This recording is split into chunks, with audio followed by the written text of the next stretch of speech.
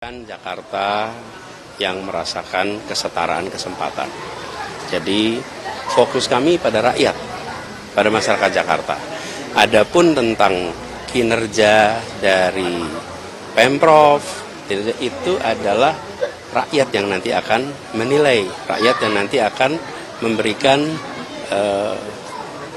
apakah kesetujuan atau ketidaksetujuan. Jadi biarkan masyarakat yang selalu, ini kan proses demokrasi, justru demokrasi itu memberikan ruang pada masyarakat untuk menilai. Kembali lagi di Prime Time News, pemirsa, Mas William. Jadi untuk menjawab tadi apa yang disampaikan oleh Bang Geis, sebetulnya PSI ini mewakili rakyat yang ada di Jakarta atau mewakili penguasa? Karena tadi kan jawabannya seperti membela Pak Heru ya. Kemudian yang kedua, soal yang terjadi bukan hanya sekedar perapian data, tapi betul ada pemotongan misalnya dari 600.000 untuk 300.000 untuk kartu lansia misalnya. Silakan ditanggapi. Oke, yang pertama jelas ya bahwa PSI ini partai yang ikut pemilu dan dipilih oleh masyarakat. Di Jakarta, PSI mendapatkan hampir 500.000 suara yang masuk ke PSI. PSI sekarang dapat 8 kursi untuk 2024 sampai 2029. Tentu kita secara legal mewakili masyarakat. Itu adalah bukti kita ikut pemilu, kita dipilih langsung dan mendapatkan amanat untuk mewakili masyarakat Jakarta. Nah, yang kedua, berkaitan dengan kartu Jakarta Lansia. Secara total anggaran tidak ada potongan atau kita memotong anggaran untuk kartu Jakarta Lansia. Ya, tetapi memang kita menambah jumlah penerima kartu Jakarta Lansia. Dari tahun 2022 kita ada sekitar 100.000 sekian penerima kartu Jakarta Lansia. Di tahun 2023 kita tambah menjadi 219.000 sekian orang yang mendapatkan kartu Jakarta Lansia. Tetapi memang dari 600.000 menjadi 300.000 untuk kita menambah lansia yang mendapatkan kartu Jakarta Lansia. Jadi kita tidak pernah memotong anggaran bantuan sosial, termasuk dalam hal ini adalah kartu Jakarta Lansia. Tetapi karena lansia yang membutuhkan di Jakarta sangat banyak, maka anggarannya kita pecah dan kita memperbanyak warga penerima lansia, kartu Jakarta Lansia untuk lansia yang ada di Jakarta. Ini soal keadilan. Ini soal keadilan, Bang Geis, jadi total anggarannya itu tidak dipotong, tapi jumlah pesertanya yang ditambah. Apakah itu cukup menjawab apa yang Anda sampaikan tadi? Sangat tidak menjawab. Yang pertama pertanyaan saya tentang PSI. Dia mengatakan secara prosedural bahwa PSI itu ikut pemilu. Iya, ikut pemilu. Iya, dipilih oleh 8 orang. Iya, 500.000 benar. Entah caranya bagaimana sih tidak tahu. Tetapi yang jelas, positioningnya dia bukan bersikap mewakili warga, tetapi mewakili penguasa. Itu sikapnya selama ini yang kita tahu. Selama kepemimpinan PJ Gubernur Heru. Faktual buktinya, ketika terjadi pengusiran warga Kampung Bayam, apa tindakan mereka, sikap mereka? Tidak punya pemihakan. Kan begitu.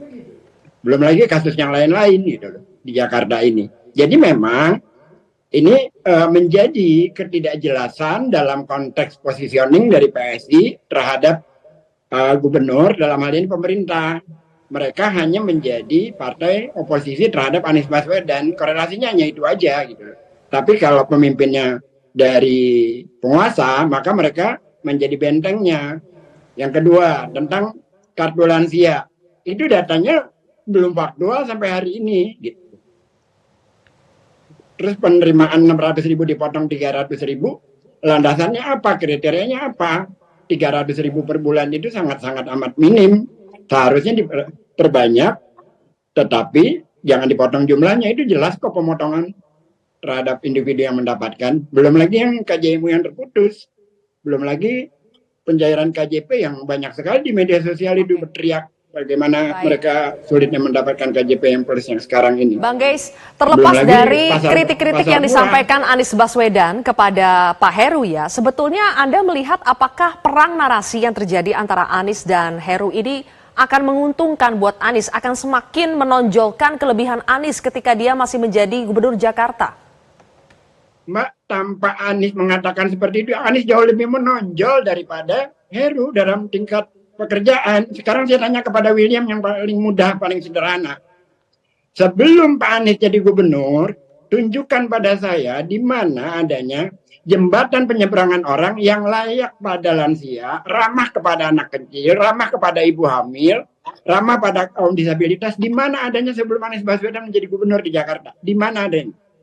Silakan orang PSI jawab itu. Silakan Mas Itu William. yang tidak sederhana buat saya, tapi prinsipil buat banyak orang. Ya gini ya, tadi saya berdebat di Kompas TV. Saya di sini narasumber, Bang Ges di sini narasumber, ya. Jadi pertanyaan yang diajukan itu dari host. Tapi nanti saya bahas, oke? Yang pertama, tadi soal Kampung Bayam, oke? Narasinya adalah warga Kampung Bayam ditinggalkan di sana. Faktanya adalah Pak Heru, Pak Gubernur memberikan alternatif. Di situ ada yang namanya Rusun Nagrak. Kita berikan itu kepada warga, oke? Lalu yang kedua, misalnya warga menginginkan rusun yang lebih dekat dengan lokasi yang hari ini ada. Nanti di tahun 2025 kita rencana juga coba untuk membangun rusun di Yos Sudarso misalnya. Nah pertanyaannya adalah, ketika waktu itu Pak Anies meresmikan rusun di Kampung Bayam, kenapa Pak Anies tidak langsung memberikan kuncinya, tidak dilakukan serah terima kunci? Nah ini kan pertanyaan, kenapa hal itu bisa terjadi? Yang kedua, rusun di Kampung Bayam itu dibangun oleh BUMD, dibangun oleh Jakpro. Maka kalau kita betul-betul ingin menolong warga Kampung Bayam yang tidak mampu, ya, maka kita harus membangun rusun yang dilakukan oleh Dinas Perumahan, bukan Jakpro. Karena Jakpro adalah BUMD, fokusnya adalah mencari profit, maka tidak bisa dikategorikan sebagai rusun yang masuk dalam Pergub untuk mengenakan tarif yang murah untuk masyarakat. Gitu loh. Jadi rusun yang dibangun Jakpro itu nantinya kemungkinan akan terjadi profit oriented. Kita ingin rusun yang dibangun oleh Dinas Perumahan yang masuk dalam Pergub sehingga bisa mengenakan tarif yang sesuai dengan keuangan dari masyarakat yang tidak mampu.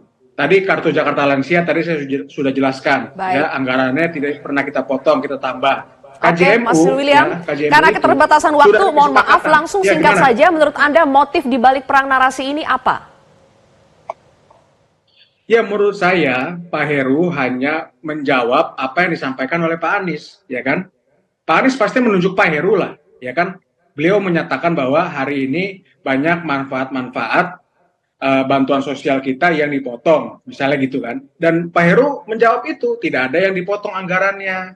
Baik, oke. Tidak ada hal-hal yang dikurangi oleh Pak Heru. Malah kita coba untuk distribusikan secara lebih adil, datanya dirapikan. Baik, Banyak kalau warga begitu. yang Sayang mampu sekali waktu menerima. kita Ini kan tidak terbatas, benar. mohon maaf sekali Bang Ges dan juga Mas William, mudah-mudahan ini menjawab, tapi sekali lagi seperti tadi disampaikan, nanti Saya biarkan bisa masyarakat menjawab yang yang menilai. pernyataan Kita lanjutkan lain lagi dalam perdebatan berikutnya, pemirsa tetaplah bersama kami di Prime Time News. Terima kasih Bang Ges dan juga Mas William sudah bergabung bersama kami. Jelajahi cara baru mendapatkan informasi. Download Metro TV Extend sekarang.